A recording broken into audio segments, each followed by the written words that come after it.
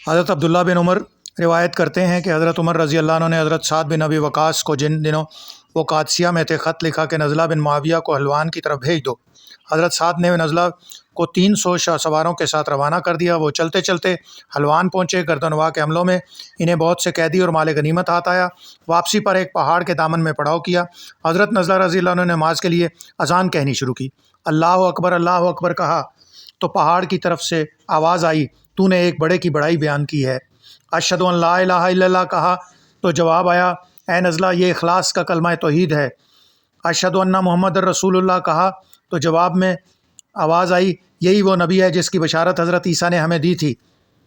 حی علی الصلاۃ کہا تو جواب آیا کہ وہ شخص مبارک بادی کے لائق ہے جو اس کی طرف چلتا ہے اور اس کی پابندی کرتا ہے۔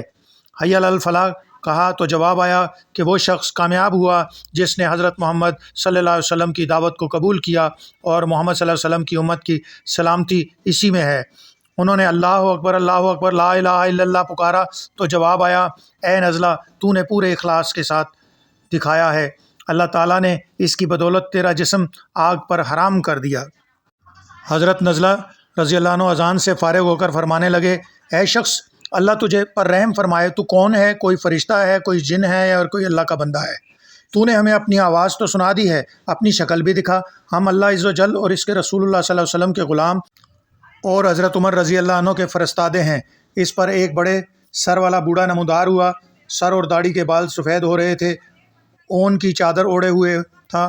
آ کر السلام علیکم رحمۃ اللہ وبرکاتہ کہا۔ ہم نے جواب میں وعلیکم السلام ورحمۃ اللہ وبرکاتہ کہا اور پوچھا تو کون ہے؟ اللہ تجھ پر رحم فرمائے۔ وہ کہنے لگا، میں زرنب بن یرالہ ہوں، اللہ کے نیک بندے عیسیٰ بن مریم علیہ السلام کا غلام ہوں۔ انہوں نے مجھے اس پہاڑ میں ٹھہرایا تھا اور میرے لیے اپنے آسمان سے اترنے تک باقی رہنے کی دعا کی تھی۔ اب جب کہ میں حضرت محمد صلی اللہ علیہ وسلم کی زیارت سے محروم رہ چکا ہوں تو حضرت عمر رضی اللہ عنہ کو اس سلام کے بعد میرا یہ پیغام پہنچا دو کہ اے عمر، صراط مستقیم کے قریب قریب اور اس کے پابند رہو کہ قیامت قریب آ رہی ہے، اور انہیں ان باتوں سے باخبر کرو جو میں تمہیں بتانے والا ہوں کہ جب وہ حضرت محمد صلی اللہ علیہ وسلم کی امت میں ظاہر ہوں گی تو جس قدر بھاگ دوڑ کر کے اپنے آپ کو بچا سکو بچا لو۔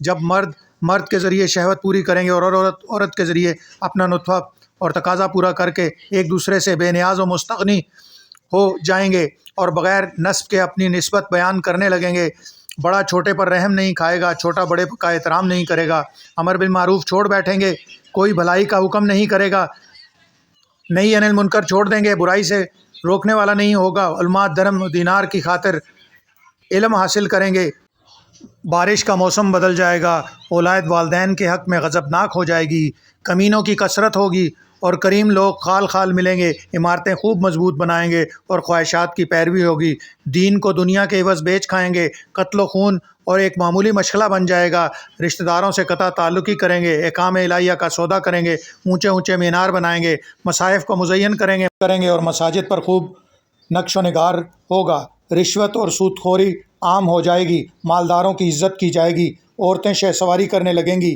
ان باتوں کے بعد وہ شخص ہم سے غائب ہو گیا۔